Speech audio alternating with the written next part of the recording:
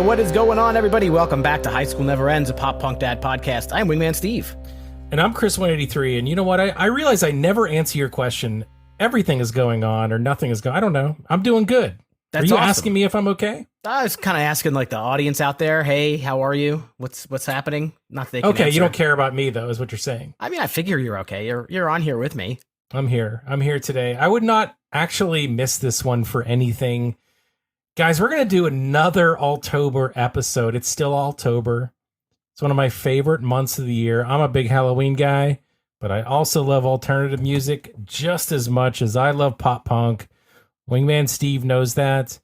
I would venture to think that a lot of you guys out there know that too by now.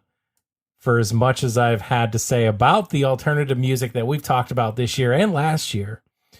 But this one today is super special for me because this is an album and a band that I don't think that we've ever talked about on this show yet. And there was a couple firsts this Alt-ober for sure. But this is one that I have been itching to talk about for some time.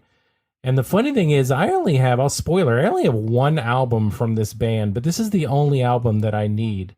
Okay, so the band, ladies and gentlemen, is Nada Surf. And the album we're going to talk about today is High Low. Steve, how does that make you feel? Am I high? Am I low? I don't know. I think like a lot of other people, I probably just know the one song, right? If Not a Surf is, I mean, even though you like this album and you like this band, I mean, they're pretty much a one-hit wonder. That's not a debate, right? I will debate that. You would debate that. So there was another hit that they had?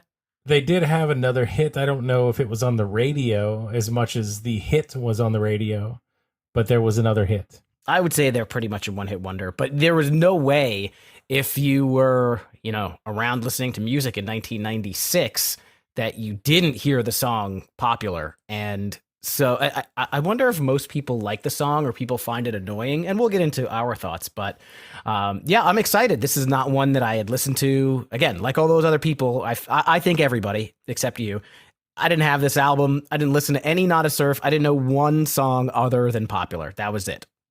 So with that said, let me ask you about that, because I was immediately attracted to the sound of this band based on the song Popular.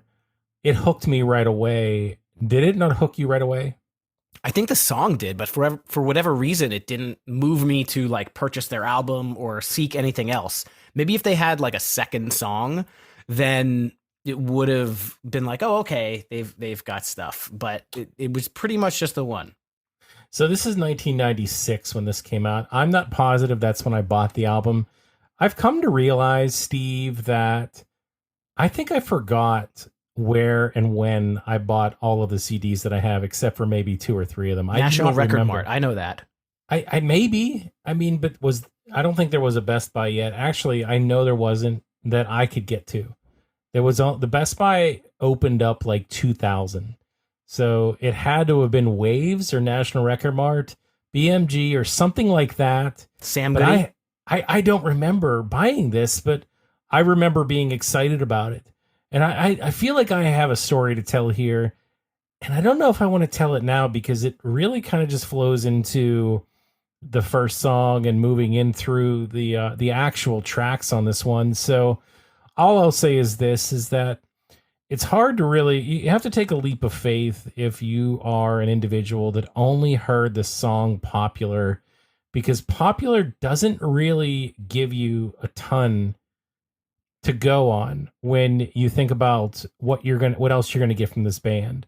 Why? Because Popular is spoken word for the most part. I don't want to, again, talk about it too much because we will, but it doesn't, to me, it never really gave me a specific style, but whatever the style was that song gave, I liked it enough to go out and purchase the album and take that leap of faith. And I think today we're going to talk about whether or not that leap of faith paid off.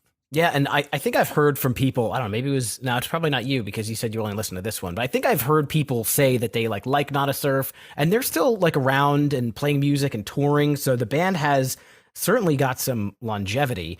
And I think I was told like that people who like punk music or, this type of music will like all of Not a Surf, and I was just like, oh, okay, yeah, they sing Popular, but that's fine. But I think I've heard that, so now I've got a little taste of it. Listened to the album a bunch of times, and ready for an interesting discussion for sure. Is Not a Surf considered Weezer light? I knew you were going to go there. I knew it, and I was thinking about it the whole time.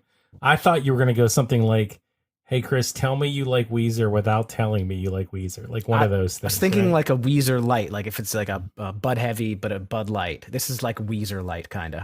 I think it's like a Weezer different. So, what's the equivalent to Coors Light or Miller? It's like a Coors Light to a Miller Light. To me, it's like, they are similar in approach in a lot of ways. And again, it might just be watered down. Album. I don't think so. I think there's that was a joke on Coors Coors Light, not on Not a Surf. Oh, well, Miller Lite's better anyway. Yeah. I don't know. You're a Bud Light guy, right? I don't drink a lot of beer, but I would go Miller Lite over the other lights, and definitely not Coors Light. Do people not drink beer anymore in 2024? Is that like done?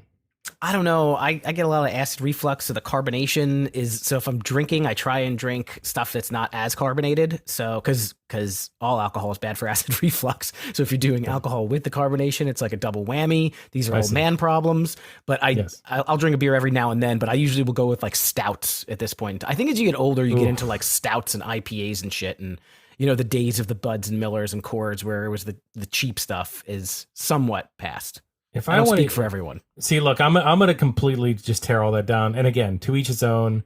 I appreciate the fact that you like that.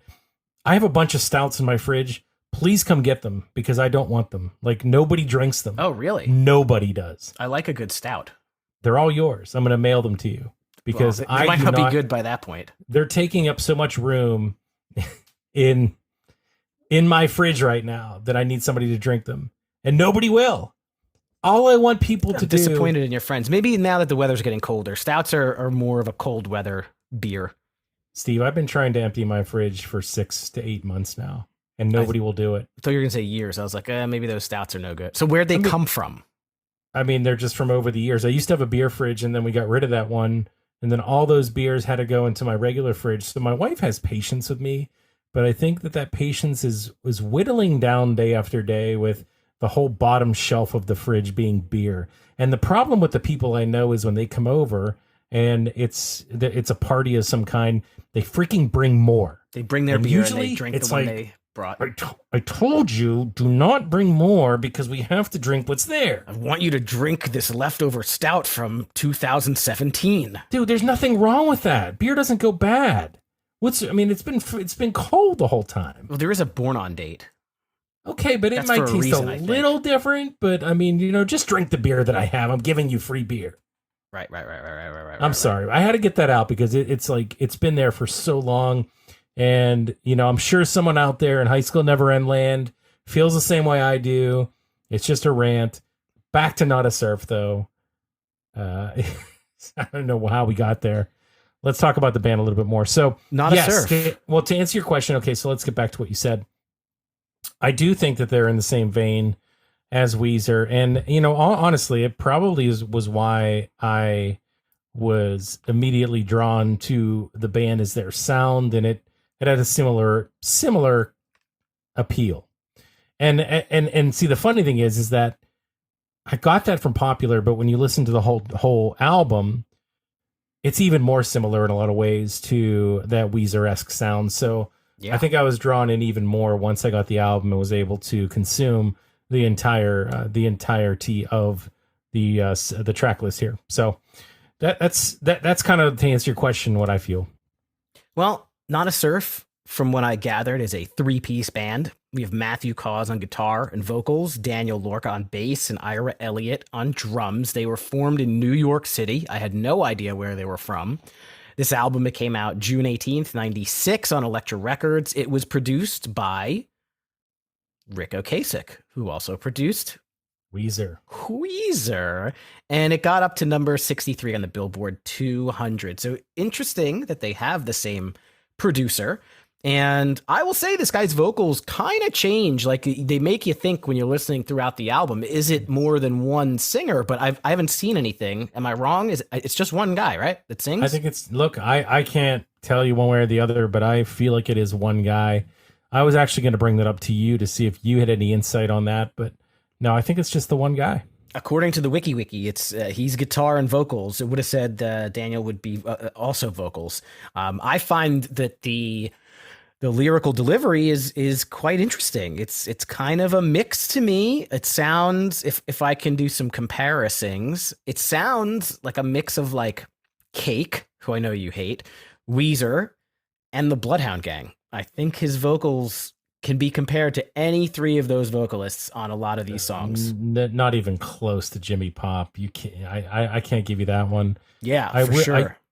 I don't see that. I see a little bit, like I see what you mean about the monotone delivery of Cake, but I think that he definitely has a little bit more range than that. I mean, maybe at times in certain songs, there's more of that, and maybe that's where you're getting that from. And what was the third one? It was Cake. It was Weezer and the Bloodhound Gang. Oh, Weezer was the third one? Yeah. Yeah. So, I mean, I honestly think the Weezer reference was, it's the melodies. It's the melodies. A lot of the melodies are that, just like that type of alt rock that Weezer, I don't know how to put it. Like, you know, people use the term nerd rock, but I don't even know if that's a thing or what that is. It sounds like that.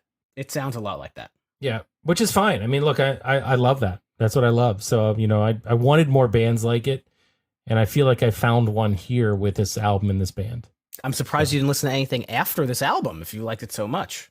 I'm surprised too. I don't know why. I think I was just kind of like, oh, this is all I need, and moving on to something else. You know what? I think I know why, because 96. So if you think about my life, you know, moving into, you know, 97, 98, like going to college, it's things changed a little bit for me in terms of what I was listening to. It moved away from alt a little bit more at that time period, and more into like the songs you can play at parties. Like that's probably where I kind of shifted there for a little bit. So a lot more rap, hip hop. You know, obviously late 90s got a little bit more into pop punk. So it changed. You know, it changed for me away from this, and that's probably why I didn't necessarily stay with this band. Well, they do have 10 albums, so you'd have to find an excuse for every year that one of those albums came out, including 2024. Just like I think a few weeks ago, their most recent album came out. I don't know. I think it's the same excuse for every single one. And I was so deeply rooted in Weezerdom that maybe that's why I stuck with them and not with anybody else. But I admittedly have not gone back to listen to any other Not a Surf other than this album. So I'd actually be interested to hear whether or not they continue to put out music that sounded like this, or if they changed up their sound significantly as time went on. I don't know. Maybe one of you guys out there know. And if you do, let us know. Hit us up and tell us what you thought. Tell us on the Discord. Well, all right. Anything else before we get into the album itself? Look, I mean, I would love to play the Spotify game with you, Steve, but honestly, like I look at the top 5 here, most popular tracks, and I don't think you're going to get any of them. 4 out of 5 of them are not off this album. Popular. And I can tell you this, that here's what we'll do. Have you looked at it yet? No. Okay. So here's the game, and this you guys can play along at home. So Popular is the number 1 stream song from this band, obviously. But if I was going to ask you how many streams over under, is it over or under 17 million? Over. Do you have a guess? I don't know. It's hard to say. I just remember, so I don't remember seeing how many streams Popular had, but I remember some of the other tracks on this album only had like in the 30,000s or something like that, like something real low. Not that that's low, but I don't know, 25 million. So it's funny because I should have went 25 million with my over under. I think that would have been better now in hindsight, but I gave you a softball. No, you're actually low on that one. So it was 36,682,668. So, you know, it's a lot of streams. It's a lot of streams and a lot of people that are interested in hearing this song. I'll tell you what, before we get into this, I'd like to know if you like, where would you hear this song just randomly? Like, this isn't on anywhere, or is this tied to anything in 2024 where it would be easily accessible for somebody to hear it outside of, hey, you remember Not a Surf? No, I never heard of them. Yeah, you got to listen to this song. I could picture it being in movies or TV, and I could see it on some of the radio stations that I listen to, like Lithium or Pop Rocks or like 90s on 9. Those are the places where I think I would hear it. So I don't personally have Sirius, so I can't say one way or the other. But I would agree that it potentially comes on any, alt rock station, but I haven't heard it on the radio. Obviously you're not, but like, for instance, the 105.9 The X in Pittsburgh plays all of the like rock hits from the late 90s all the time, because they never seem to move forward past that, I guess, for the majority of the music they play. And they don't play this. So it is what it is. I know it's not necessarily as popular as something like, I don't know, what's a band that they would play a lot? Soundgarden? Yeah, like they play a lot of Soundgarden. Candlebox? They play a lot of, who's that band? Hemorrhage in My Hand. Fuel. Fuel. They play a ton of Fuel in Pittsburgh. Yeah. That is just bar rock central, but I like Fuel. No popular. I like Fuel too. I saw them live. Actually, they did a really good job. But all right, Steve, I think let's talk about it now. Is there anything else about? Because I may have glossed over, like, you never really got into this album, or did you already talk about that? Or nope. That's a pretty simple story. Didn't get into the album, liked the song Popular. That's where my Not a Surf previous knowledge starts and ends. Did you have any friends that were into it? Not really. Again, I've just heard around. I couldn't even tell you from who or where that, like, Not a Surf is good. They're not just the band that had Popular. Like, somebody has said that in my vicinity at some point. Recently. I don't know how recent it was. Just at some point that I remember being like, oh, okay, but never took any action on it. And were you somebody that saw the video for Popular frequently back in the late 90s? Oh yeah, for sure. Did you like it? How could you not like it? It's it's like a high school kind of teen movie in a little 3.5 minute funny song. Yep. But we should do that when we get to the number 3. We will. I was going to go no further, but I just wanted to hear that. So, and I have more to talk about with that too. Don't go deeper into the well. Tied to another show. So let's go ahead and kick things off. Hey, I'm really excited to hear your take on this, because you didn't listen to this album and you weren't familiar with the type of music that they were going to produce other than Popular. So Steve, start us off with the intro track to the album Deeper Well. Marie. Well, pretty much from the get-go, I was just like, all right, I can get into this. There's a pretty sick bass line and a real like punk-like intro. To me, this song sounds very much like an early Green Day song, to be honest with you. There are chunky guitars, there's reverb, the chorus is pretty catchy. Overall, I think this is a good place to put this track to start this album off, because it comes in with a lot of energy, and I think you need that. This is their first record. They did not have anything out, and I think you need to grab people's attention at the beginning of a record. There are some songs on this record that don't grab my attention or hold my attention, but this is not one of them. This one definitely did. I think this was perfect at number 1. It was perfect, and as I said before, there was a lot riding on this song, kind of like what you just explained. After getting so into seeing the video for Popular, getting excited about it, only really hearing them sing during that chorus of that song, and it was the same thing over and over again. So really not sure what I was going to be getting into here with this band, and immediately this song, it hits you with that catchy riff, a catchy melody. You can easily sing along with it, especially the chorus. It had that alt sound of the late 90s, that Weezer-esque sound that I love so much. And it's nothing fancy. It's very straightforward. It's simple. It's very upbeat. It's fun. Like I said, catchy alt rock song with a singer that immediately connected with me. So the way that he's singing on this song is different than what we heard in Popular in a lot of ways, and I loved it. I love the way that delivered. I love the way that he sang, the lyrical delivery. So just like you, this one immediately connected with me, and I was hooked right away. So my expectations were high. I have bought albums before off of one song and have been sadly disappointed. This was not one of them as of this intro track. So I was a fan. Cool. All right. That was the plan all along. That was the plan, and the segues continue. Boom, boom. What's that crazy sound at the beginning and not the bass? So there is a bass line at the beginning, but it's like this. Like, what is that? I don't know. The bass is the first thing I remember. Maybe it's like a bass, like it's still them doing something on the bass that makes that crazy, just weird first sound. Go back and listen to it again. Yeah, maybe while you talk for a second, I'll put it in my ear. Do it. I tried that before, and I can't do it. I can't do that. Oh yeah, that sounds like a I don't know. It sounds almost like they started with the bass, but they like made it with a, you know, like a DJ record, like yeah, just messed with the sound a little bit. Yeah. So just see how fast I did that.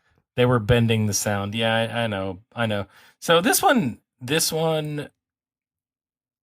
is interesting. I really like this one, and I really liked where, like, the beginning of the song, the tempo and the lyrics and the melody were kind of steady, but it really starts to pick up where he gets into feeling heavy, waking up, inertia. That's where, like, you know, he starts to deliver the lyrics just a little bit faster. It's the same melody. It's just a little bit faster of a delivery, and I think it makes a big deal. It makes a big difference there. I start getting into the song a lot more at that point in time. It's funny because the chorus actually actively slows down in this one, and you know, I know there's a lot of opinions about that. You know, sometimes it's like, well, if you have an upbeat song, keep it upbeat, especially with the chorus. Like, that's kind of where you want it to be bigger or a little bit faster to keep your interest. But I think it does a really good job with that slowdown, and it works.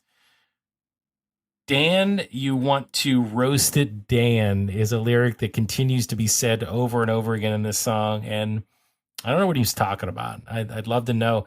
And I had no idea what he was saying back in the late 90s. I thought it was down or Dan, but, you know, Spotify says it's Dan. You want to roast it, Dan. I don't even know what this whole song is about other than just a plan.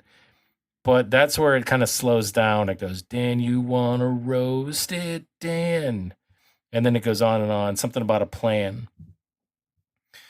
When it slows, one more thing about that, and I want to ask your opinion on this. So this is something that hit me. When it slows down, it may even be like later in the song, but do you almost hear the riff from Popular, that ding, ding, ding, ding, ding, ding. If you might have to go back and listen to it. No, I don't have to go back. 100%. First thing I thought of. First time I heard the song, I was like, are they floating in the same chords as Popular? Are they like starting us out with Popular? I love that though. Yeah. I think that's great. And then finally, my last thought is the guitar at the end. I think the song ends with an exclamation point, so it kind of puts a nice bow on the track. What did you think, Steve? Yeah, that fast bass in the beginning. This song gives me a little bit of a Cake vibe, and not the music, but the lyrics about like the cars and the kind of monotone vocal delivery. Again, I'm pretty sure you don't like Cake, but I really like Cake. I've got most of their albums, and they just have this theme where they do talk about cars and stuff like that a lot, and I like that monotone thing. I'm gonna pose that the song construction is strange because so again, just reading through the lyrics, I did not think Dan, you want to roast it, Dan was the chorus. What I thought is that the first few lines, the first 4 lines, there's a way to drive. I see you once in a while. That's the chorus. So it starts with the chorus, then there's a verse, then the chorus again. Then the Dan, you want to roast it, Dan are just these weird, slowed down, Weezery verses, these 2 verses. Then they go back actually to what I'm calling the first verse. They repeat that. Then there's another one, and then they go back to the slow ones. and then there's pretty much like a pretty cool hard out. It goes up and down. So it's up and down, but I don't know what the like official configuration of this song is, but it's worth talking about the fact that it's a little bit strange. And yes, they slow it all down. It's a real fast, like, I don't know, kind of feels like one of them like surfer punk type songs, like, like the Weezer kind of thing does sometimes, where it's just got that guitar that makes you kind of think about waves or surfing or something. But then you're right, they slow it down, and they definitely ding ding ding ding ding ding, and they bring in the Dan, you want to roast it, Dan. I don't know what the song is about at all. It could be like a get out of my hometown. I know I need a map to get out of this town. I mean, they're from New York. Usually, people from New York don't need to get out of their hometown, but anyone's hometown is they can get out of. I don't know, but I thought this one was pretty cool. I liked it. It was different. There was a lot to keep you on your toes. Yeah, I can see what you're saying. Like, if you want to say that Dan, you want to roast it, Dan as the chorus, then maybe, I buy what you're saying, because it goes, Dan, you want to roast it, Dan, we're going to kick it in the head if we can. Me, I'm just, I never got to read the plan, but then it repeats right away with Dan, you want to roast it, Dan. So, if it was the chorus, then why are they doing two choruses in a row? I think it's just a really uniquely constructed song. That's all. I wonder if they even know how to talk about it. I'm sure if they were on Krista Makes, they would talk about the next song and not about the plan. I would love to talk to Not a Serve about this song. Hey guys, if you're out there and you're listening to this episode, we'd like to talk to you, because I want to know. About the plan. Know who Dan is. Not popular. We want to know about the plan that Dan has in this song, so we're going to talk about that.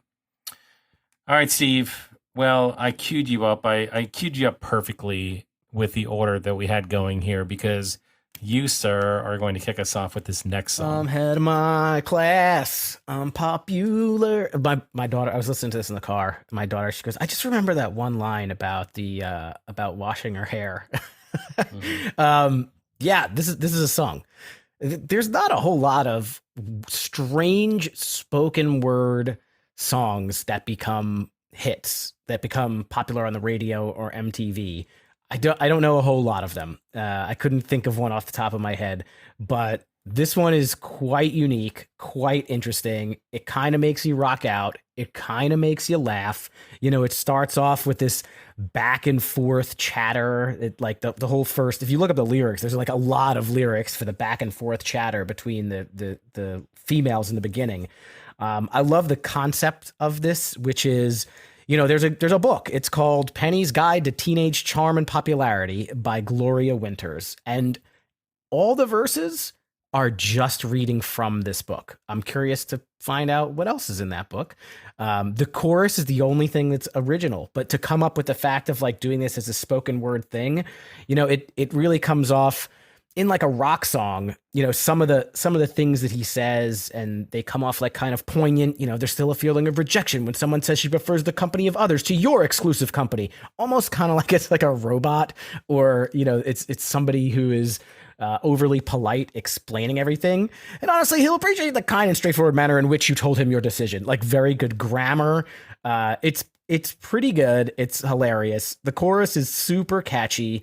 I love the fact that each time they do the chorus, it's like a little bit different, right? They switch. There's the party star and the car and the mama catch quarterback. Like they change it up each time.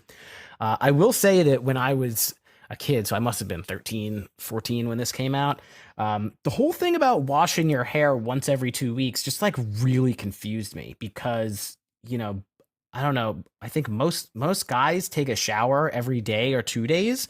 And I never knew that women don't always wash their hair. So I was so confused about this wash it at least once every 2 weeks. I thought it was, I don't know what to say. It was just confusing. Did you get that part? No, not at all. And it's like when I talked, because, this is 96, so I'm in high school. I brought it up with females that I was friends with, and they're like, no, like we pretty much wash our hair way more than that. Like that's gross. So I wonder when this book was written. I didn't actually look 1964. Okay. And Steve, this is available for $73 used. And that's I it. will I'm actually going to buy it for you for the holidays. It's a holiday gift for you. so you can know all about teenage charm and popularity. Thank you. I But need to know that. you But the last thing do. I'll say is just that I also like the thing that they switch the perspective of the chatter.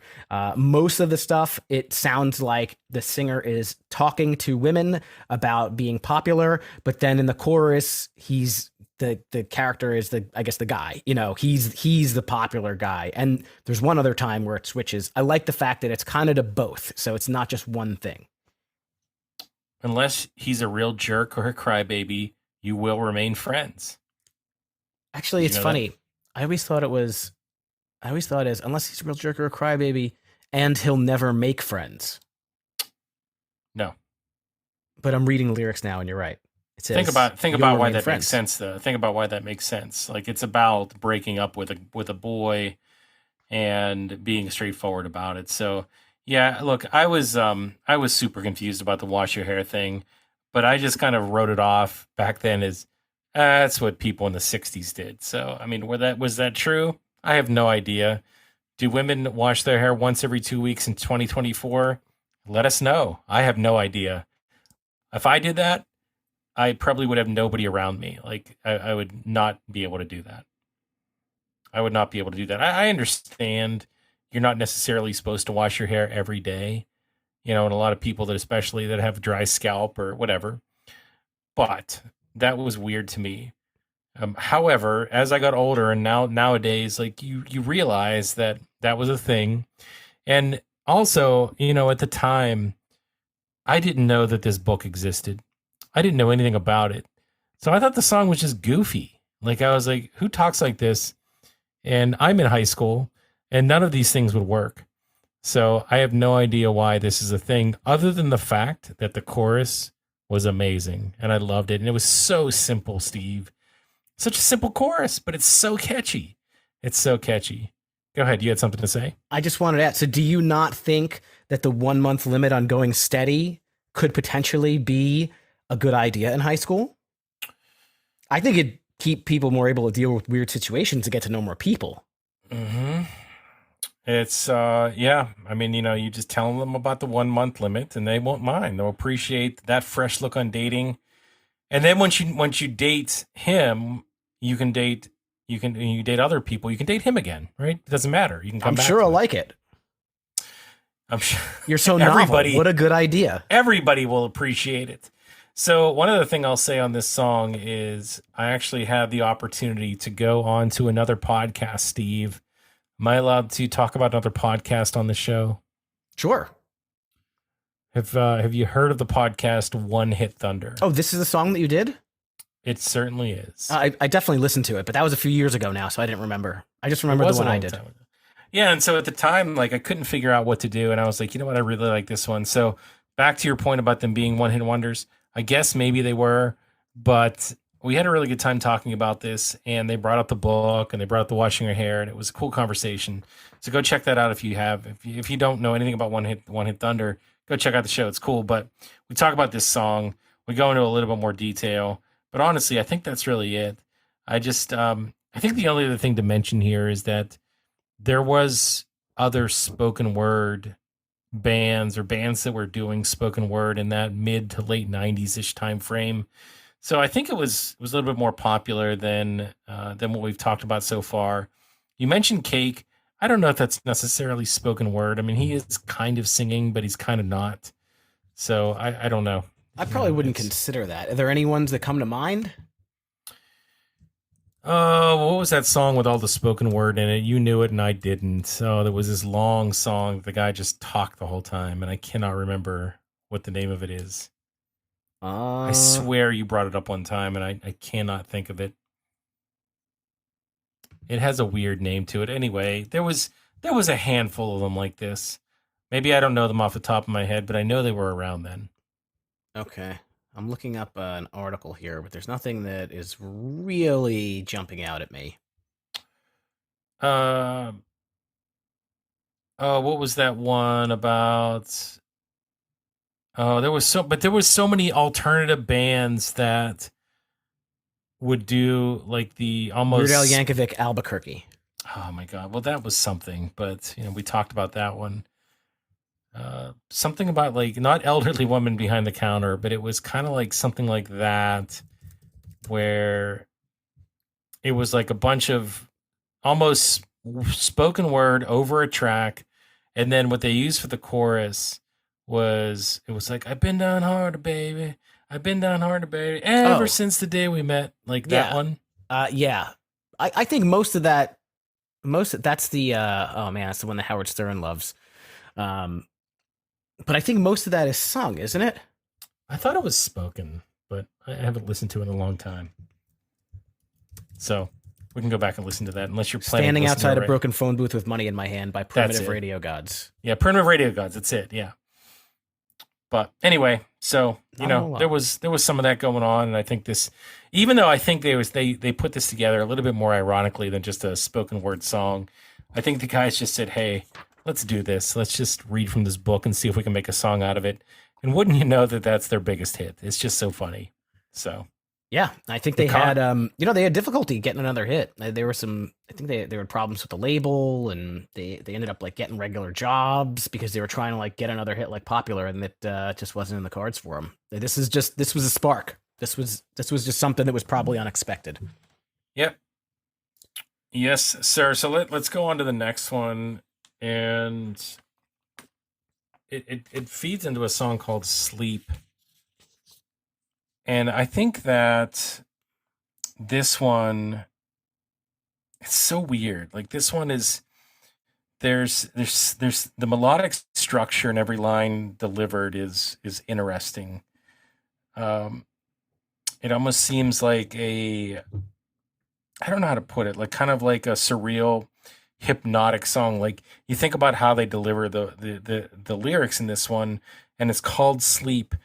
It almost is like on a metronome the way that he sings it, except for the chorus, because when you get to the chorus it lights up like it just goes up like 10 gears, and they just rock it out. So it's another one of those just like weirdly put together songs where it's super even, and like I said, almost like a metronome in the verse, but then it just turns it on for the chorus. So and the chorus freaking rocks. Like I love that part right there where they turn it up and just go nuts. So I think there's a lot of cool like up and downs here once again, and I'm into the whole like surreal hypnotic sound of the verses too. So even though it's not necessarily my favorite track on the entire album, I think there's a lot to like here.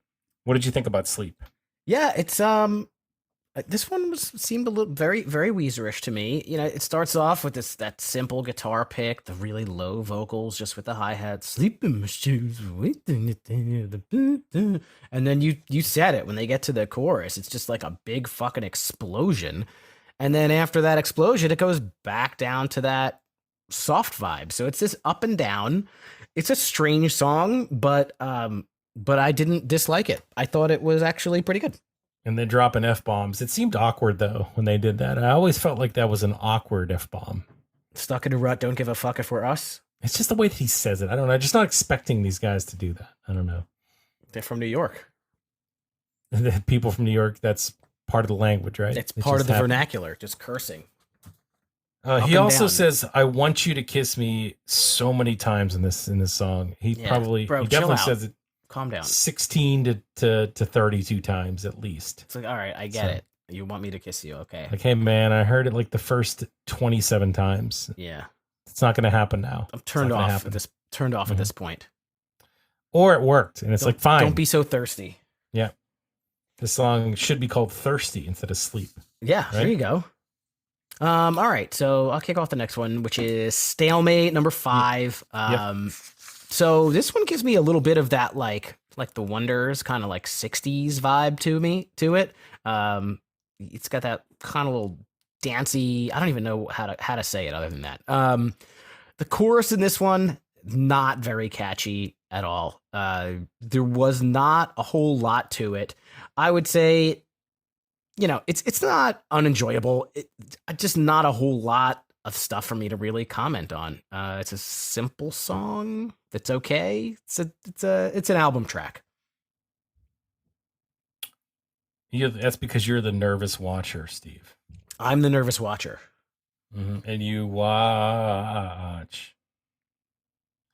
You know what's funny is I'm looking at the lyrics here on Spotify, and I don't think they're correct.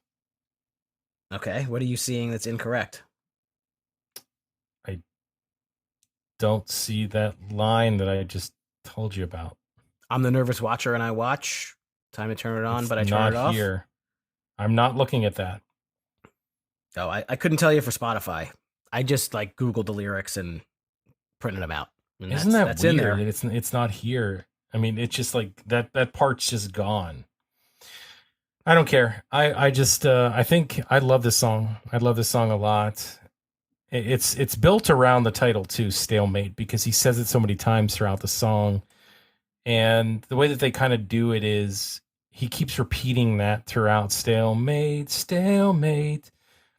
You know, and he also says his says jailbreak or jailbait. I have jailbreak. Okay. We'll like that better.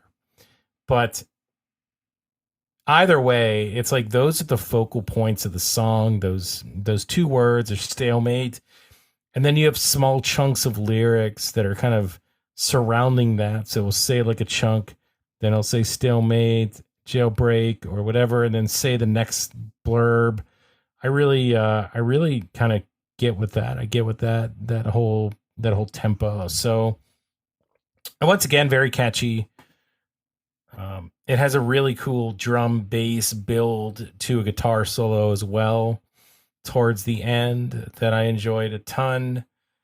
And look, I think you kind of get more of the same here. I mean, I understand where you're coming from with the fact that, you know, you don't have much to say, but it's more of what I want from this album. So if you think about the theme of who Not a Serve is on High Low, this song belongs in this album. It has that same feel to it, just a little bit different in terms of melody and structure, but it's exactly what I wanted at this point in time. Doesn't blow me away, but definitely a song that I don't skip.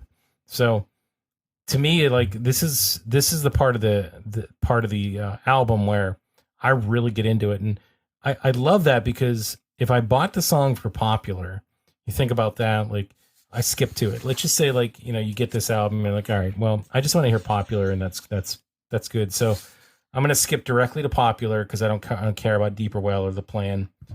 And then you hear Sleep. It's like, not too bad.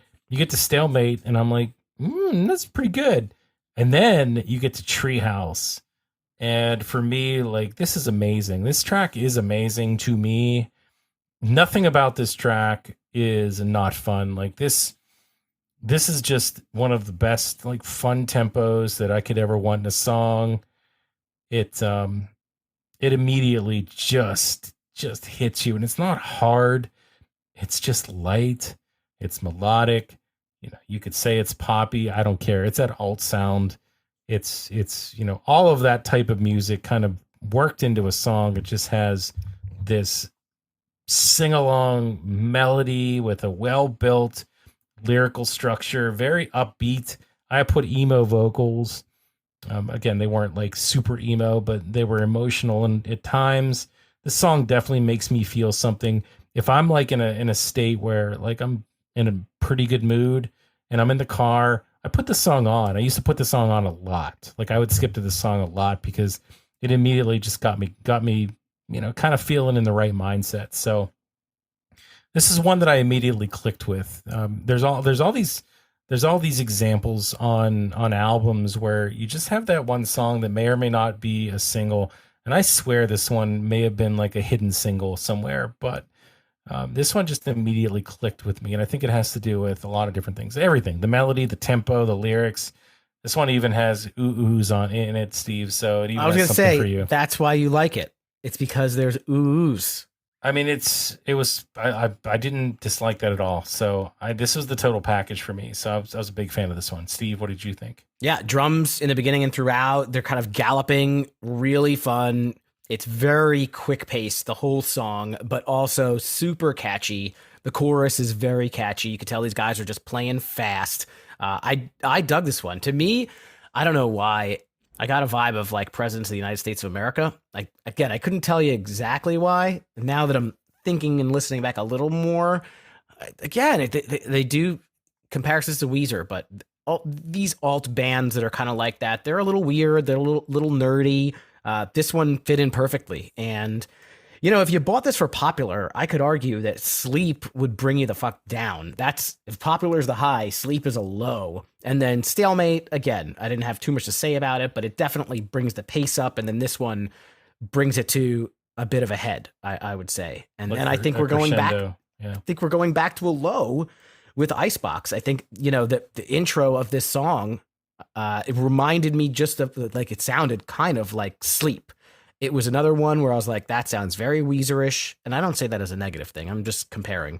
One of those like album tracks, this one that just didn't stand out to me like at all. The thing that stood out to me, if anything, with this song is there's an instrumental breakdown. There's like 20, 30 seconds where they kind of just rock out. And I was like, oh, I can kind of dig that.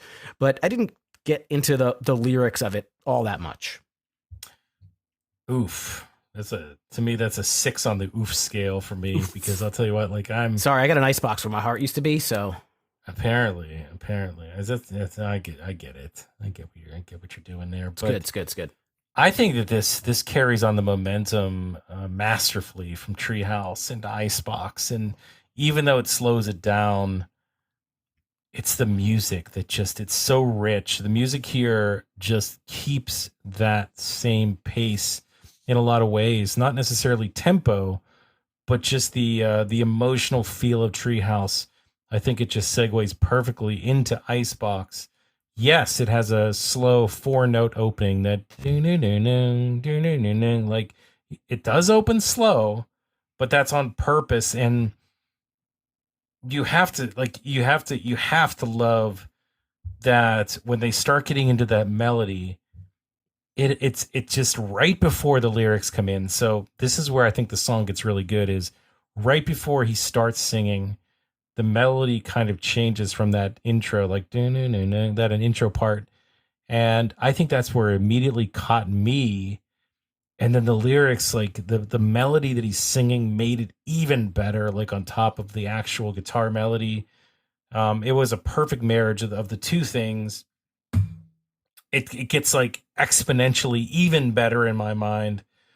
I actually think like this song rivals Treehouse in terms of enjoyability, but it's such a different song. So for me, it's like I can enjoy Treehouse for what it is, but it's just different. And sorry, I was distracted by a news article that just come up about McDonald's. Yes, apparently everything okay there? No, people got sick. I don't know. You can look it up. Oh no. But hopefully you haven't eaten at McDonald's recently. I haven't. Was the ex-president of the United States serving the fries at that McDonald's? I don't know. Because that was a recent news event. Well, I wish they wouldn't have done that during my diatribe here, because I really like this song. But even better, maybe they just ate some Psychic Caramel. Oh, this song, like I talk about how it is more downbeat. It's definitely rich of sound. But how about the part where he starts belting out the lyrics? Like I get what you're saying, Steve, but for me, like there is so much power and emotion in that part right there, because it's the same words again, but he just starts to belt it out with a little bit more powerful backing guitar. It just kicks it up even more of a notch there in my mind. This song is from front to back, I think, amazing. So I was on board with Icebox, not Ice House. That is a beer that I also drank back in the day. Yuck. Yeah. Maybe I just got lazy with my note writing. Listen to it again. I'd like to see if this one grows on you. Okay. Is it your turn for Psychic Caramel? Some people say caramel. I say caramel. I think so. And so I have some notes on this one. I liked it. This was like a double-edged sword for me, because there was a lot of this that I was into. I've said it before. Like I don't really love jam bandiness a ton. So definitely, like, I think this song kind of goes off into that arena a little bit more than maybe some of the other ones, where they do like a lot of jam bands. They do like a lot of just like guitar stuff. And even though like they do a good job with it and it sounds good, I just don't necessarily love that. Plus, I mean, the sea, sun, sand, self. It's interesting now that I know that's what they're saying. See sun sand self, see sun sand. I had no idea what they were saying back, in the late 90s, but I don't like that piece. Like something about that. I don't know if it's just the melody, the music. It never really connected with me. So they do that so often throughout the song, it kind of kicks me out of it. And even though I think that there's good things to like here, the song there's some trippy parts to it, some super slow interludes. It definitely kicks up 10 gears at times where it just goes and it rocks. Like I said, it gets a little bit just jam bandy. I can't get away from how I feel about that sea, sun, sand, self part. It just takes me out of it, Steve. Hey, Chris, guess what? What? Samesies. I thought this song was like really cool, dark, a bit acid trippy, but I just didn't care for that specific part, the sea, sun, sand, self. It's just so prominent in the way that he sings it, and it's just the tempo at which he sings it, see sun, sand, self, see sun, sand, it doesn't really match the rest of it. So I pretty much liked everything in the song except for when he kind of does that. That was really the only thing. I'm looking at the lyric. He says psychic caramel dimulants. I wonder if that's right. Psychic caramel dimulants. They're good for the undertow, better than a psychotic stimulant. What's a dimulant? Did he make that word up? Is that a word? It's in the last verse. Dimulant. I don't know. This is very trippy. I understand the mother's belly is here with me. Yeah. This is acidy. It just gives me simulant. Simulant? Psychic caramel simulants or stimulants? How do you spell dimulant? The lyrics I had is dimulants. Yeah. LANTS? Yes. That's just plural then, right? Let me see here. I can look at. Yeah, it says it on Spotify too. Psychic caramel dimulant. What the hell is dimulant? Nothing pops up. It just You know what comes up when I search that? What? Is not a surf psychic caramel lyrics. That's what it gives me. Oh, well, so they made that up. Yeah, I typed in dimulant definition and it came up with simulant. It probably just is a made up word. Yeah. It could be like the opposite of a stimulant, like to dim you down. Some lazy lyrical writing there. Maybe Speaking if he's of tripping lyrics, on acid, that's fine. You know what we missed was something that I wanted to talk about in Treehouse. He says, I live with you to die in jamais vu. What does that mean? It sounds French, but I don't speak French. I speak Spanish. JAMAISVU. So I want to know what that is. If you guys know out there, if you speak French, let me know because I have no clue. JAMIS. I know you're screaming at your radio right now to tell us. I was going to look it up. No, look it up. You don't have it? I'm asking you to say it again. How did you spell it? Jamais vu. Oh, you want me to give it to you one more time? Yeah. Now you lost it. I lost it. That's like 2 pages ago on my notes. I can't go back and find that. I put it out to the audience to do the work. I figured they would want to do this. But then we won't be able to find it out until later. JAMAIS space VU. Jamais vu is a psychological phenomenon where you experience something familiar as if it was unfamiliar or new. So is that the opposite of déjà vu? You experience something familiar as if it were new. Huh. Some examples of jamais vu include questioning whether you spelled a word correctly, even though you write it frequently. Feeling that your childhood home feels unfamiliar when you walk in as an adult. Having a sense of losing fluency while performing a repetitive task like playing an instrument or driving a car. Oh, this sounds bad. It's the opposite of déjà vu. It's like when I write the word congratulations, I always think, did I spell that right? Congrats, which is with a T. Congratulations. Is it with the T or is it with a D? There's no D. Congratulations. No, it's congratulations. Congrats. I'll give you a hint on that one. Just think of congrats. Just think of the short version. It's not congrats. It's congrats. I think there's a way to spell it with a D, though. No, there's not. I'm pretty sure. I'm almost positive there is. No, no, incorrect. Ask the Discord; they'll tell you. Okay. Hollywood. You're into Hollywood. You're into Hollywood. Rough Landing Holly, all that stuff. There's so many Hollywood songs. The first time I ever went to LA, my buddy met me after we got off the airport. He goes, "Welcome to Hollywood. What's your dream?" So I guess this is kind of about that, right? Trying to be cool ever since high school.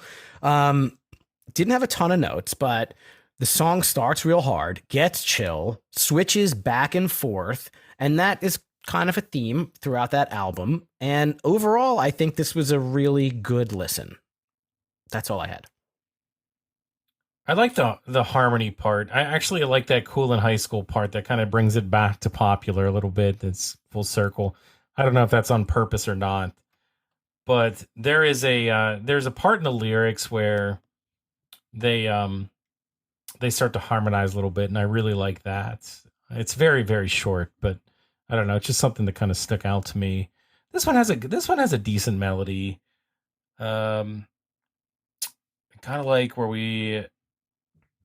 Oh, I know what my note is. So there's a part where they basically rock out in between lyrics. So they do this thing where they do the lyric and then they just like kind of rock out for a couple seconds, and then they do another lyric section and they rock out again.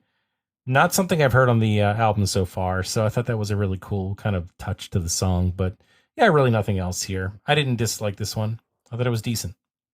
All right, well, this is a short album, only 10 tracks. Zen Brain finishes it up. Is this Only in Dreams, Chris?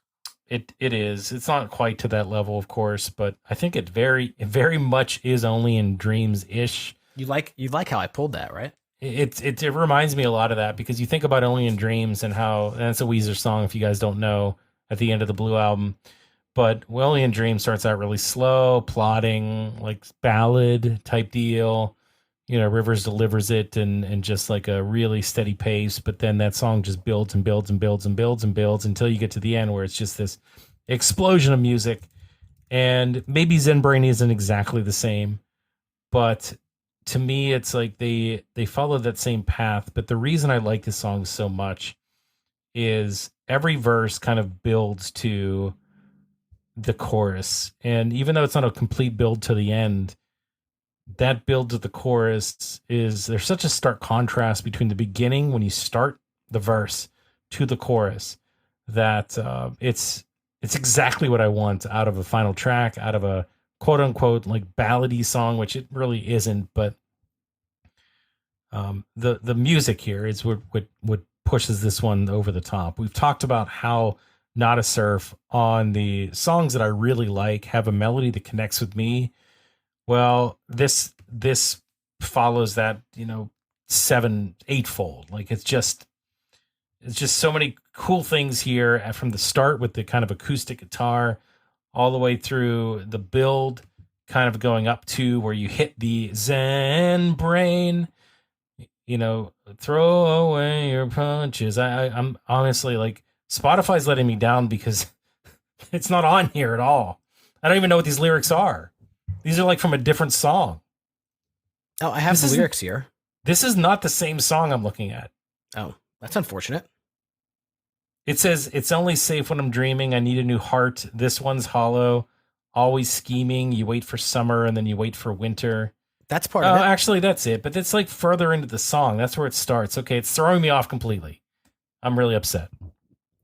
But I'd love that. Like the chorus here is just, and I hate to say chef's kiss. I think that's.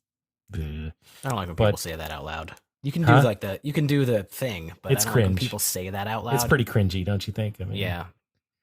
But it is. It's really cool. It's really cool the way that melody hits when they get to that part, and it's not like it's like rocking or it's super big, but it's big in a way like it's an even keel delivery of that Zen Brain, and it's so like well done. The melody just it just connects with my brain immediately. And so this song, like, again, this is a skip 2 song for me on this album.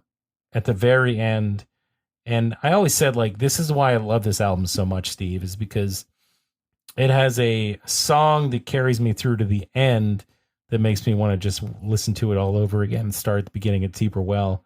So if you have a song that is that good at the end that makes you want to listen again, I think you have a pretty damn good album on your hands. Yeah, So I'll agree. what did you think? Soft song at the end. I think it's a good way to cap off the album. There are a lot of albums. Well, I've seen it go right and go wrong when there's a soft song at the end of the album. I think this one went right. It's slow and it's chill, but it's not boring at all. You can kind of bob along to it. And I think it does, if you're listening to the album on repeat like I did, it does kind of tie you back in and let you get started right again in Deeper Well. So overall, I thought it was a really good way. I don't know exactly what the Zen brain means, but that's okay. Do you? The only thing I could think of is that it's somebody that Just as calm. yeah, it's like, they Chill. just have a clear path in their head on life, Self-actualized. and yeah, just like everything around them and their life, and it's just zen. They're steady. They're centered. And like if I could freaking see the lyrics, I could refer to them, but I can't see the lyrics because they're not here. Send a DM to Not a Surf. Tell them Spotify is messed up. They completely screwed it up. It's going from strange to stranger every year is where it starts. I take That's back. weird. That is where it starts. But I take it back. You're panicking. I just don't know. I really thought I wanted to go, but we're close. But it's missing I think that's right. I don't know. I It listened doesn't look along right with to it. me. Those are Here the it same is. ones I have. Okay, it just updated. Zen brain, throw away your crushes, all your childhood crutches. That's towards super the end. brain. Yeah. Maybe you just forgot to scroll. So no, it just updated. Super brain, never scared of nothing, violence or loving my way today. Maybe it's not what I said it was. I don't know. That doesn't make any sense to me. I don't Throw know. away your crushes. Yeah. Throw all the bad stuff out. Is that going back be to scared of popular anything. again? Throwing away your crush on Johnny? Maybe. I doubt. I kind of think popular is its own standalone thing because it came from another source of media. Anyway, this is a super good song. It's really good. It's fun to listen to. Ton of melody. Steve, anything else on this one? What's better, Weezer or Not a Surf? Blue Album or High Low?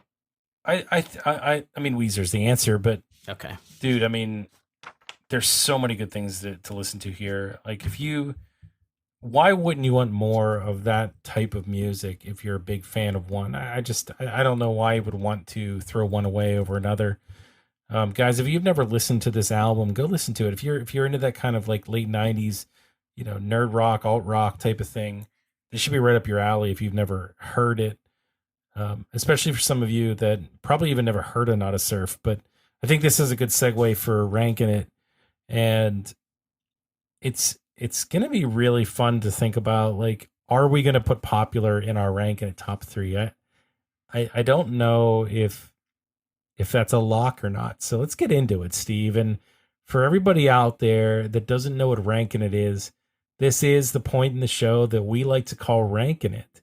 And ranking it is where we rank our top 3 favorite songs off the album that we're talking about today. And today we're talking about High Low from the band Not a Surf. So, Steve, first time listener, not a first time caller to the show. It's supposed to be long time listener, first time caller. But I'm gonna interrupt ranking it with a game. Hold on, wait a minute.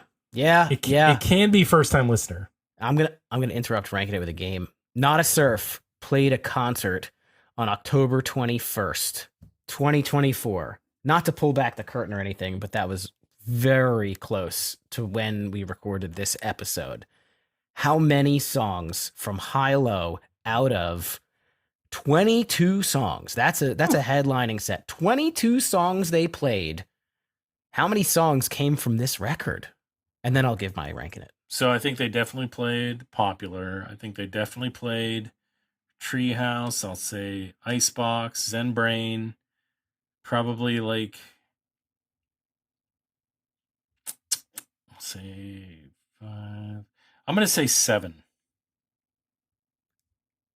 Yeah, you're gonna be disappointed if you go to a Not a Surf concert. Yeah, maybe that's off because again, if you're talking about 10 albums, maybe they don't play 7 off of this, but did they play 2? No, 1. they played one song off this One record. song, and was it popular? Yes, it was.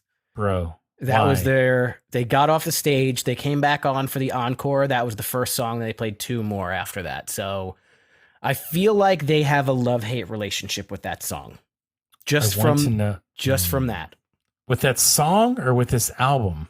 Well, with that song, but obviously they just don't think that the stuff they did, 30 years ago was as good as the stuff they're doing now This is because great, they though. played Like, nothing. kidding me. I've been like just looking at this setlist.fm and just making sure I didn't miss anything.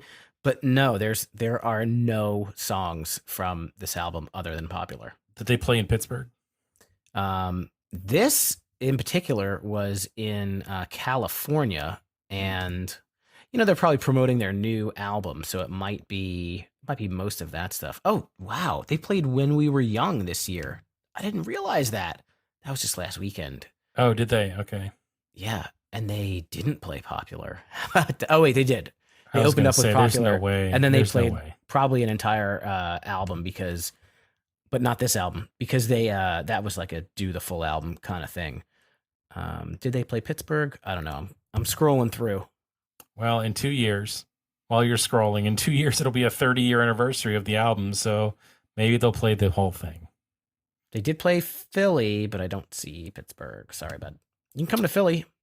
I would go see I him would with you. come to, I don't know. I mean, I guess 4 or 5 hours to see them. Like I probably would want to see them one time. So yeah, why not? But if they're not going to play more than one song off of this album that I love, I mean, that's kind of disappointing. Yeah, I don't think that you should expect more than that. I'd love to know why. So again, if you're out there, guys from Not a Surf, anybody in the band, I'd love to talk to you because I want to know why you don't play more songs off this album. I just want to know. I'm not going to judge. There's no anger. I'm just curious. But back to ranking it, we Yes. actually have never, this is unprecedented. You've never, ever interrupted ranking it with another game. Well, I was going to do the game, but then you just went into the ranking it thing. So I was like, we'll just interrupt. It's just time for ranking it, though. Like, Yes. sometimes it's just time for it. So anyway, to finish my spiel, in case the guys you did not know, we're going to rank our top 3 favorite songs off the album. So with that, Steve, what are your top 3 favorite songs off the album, high, low? All right. Well, Chris, you want to roast it, Chris. I'm going to go with number 3 is The Plan. Okay. Number 2, I'm going to go with track 1, which is Deeper Well, which was the kickoff track, which I liked a whole lot. And thematically, I like the first 3 songs the best. There's no possible way that I don't like the song Popular the best on this album because the song is awesome and it's the only one that I knew. And it's still my favorite, even after listening to everything else, which I enjoyed. I think Popular is still my personal favorite. Maybe that's just, it is what it is because I've heard it so many times, but nothing else upseated it. All right. So I think that answers one half of the question, whether or not popular. We'll go in our top 3, and mine are as follows. So this was another tough one because these could have been in different order, but I have in third 3 Zen Brain. In second, it was Icebox, and then number 1 was Treehouse. I don't think I could say any more about the 3 of those songs than what I have already said, but I will explain myself on Popular. I think Popular is an amazing song for what it is, but I don't feel like it accurately depicts it doesn't accurately depict the spirit of the band like these other 3 songs do. It doesn't give you the full scope of what Not a Surf can sound like. It just gives you a snippet of it. So even though, again, beloved song, really unique, definitely hit a nerve with a lot of people. It had a great video tied to it as well. I still think these other 3 songs that I put in my top 3 are better. So that's kind of where I'll end it, Steve. All right. Our whole segment about, where does high-low compare to the rest, I think that neither of us know. So why don't you guys chime in? Tell us.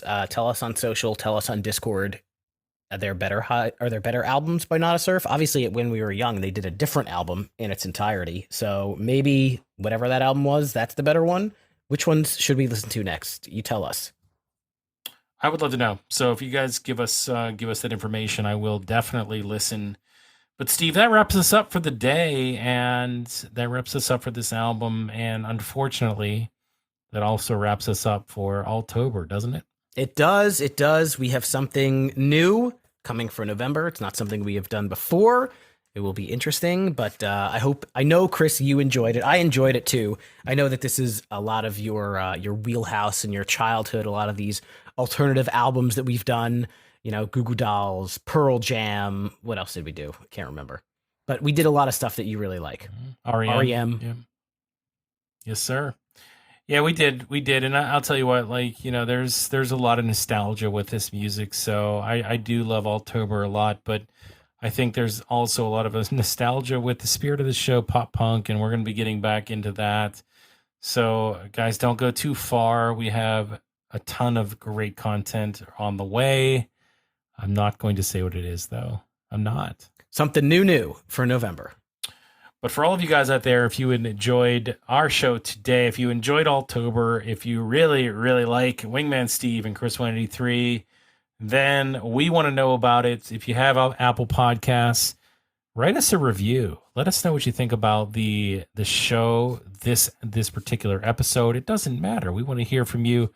We actually really love reading these, and potentially, again, we will get some reviews in there. We'll read them on the air. We want to know, we want to basically be vocal about what you guys want and how you feel about the show. So write us a couple of reviews, and if you really love the show too, and you have Apple or Spotify, give us a 5-star review. It really helps the show. It pushes us up in the ranks in that tough pop punk emo podcast world that we strive to be on top of. Dog eat dog. Definitely makes us feel good too. That's right. We got a shop, hsnepod.com, where you can buy some merch, hats, t-shirts, hoodies, all that good stuff, and follow us on the socials at hsnepod, like High School Never Ends Pod, mostly on Instagram, but we're also on the X. I guess I'm officially calling it X now. That's sad, and Facebook. And keep your eyes peeled, because Chris and I have gotten a lot of requests for some additional content. We're going to be creating some bonus stuff, and we're going to be creating a Patreon. So that is right around the corner. Keep your eyes peeled on the socials for that. We hope that you'll join us, and we'll give you guys some extra content. And we're going to talk about some things outside the box, inside the box, all over the place. It's going to be a ton of fun. We're going to be back next week with a brand new theme, a brand new episode. Until then, keep on rocking those dad bods, throw up your rock hands, and blast the pop punk. Hey, thanks for listening to Dragon Wagon Radio. If you're enjoying this show, check out DragonWagonShop.com and get yourself some sweet merch while supporting your favorite indie podcast network. That's DragonWagonShop.com.